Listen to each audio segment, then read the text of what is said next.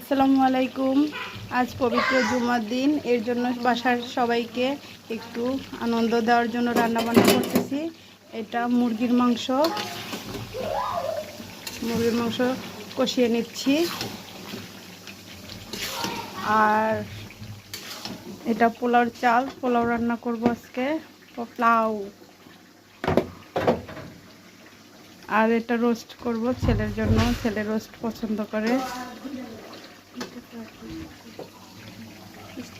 যে পোলাও রান্না করার জন্য তেল দিলাম, ও রান্নার জন্য তেলটা ভেজে নিচ্ছি হালকা করে। কিশমিশ দিচ্ছি পোলাওতে, আমাদের ভাইরাল পোলাও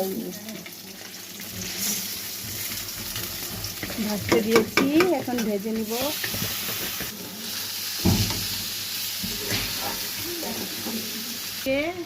গরম পানি করে নিয়ে আসছি জগে, এখন ঢেলে দেব মাংসের ভিতরে।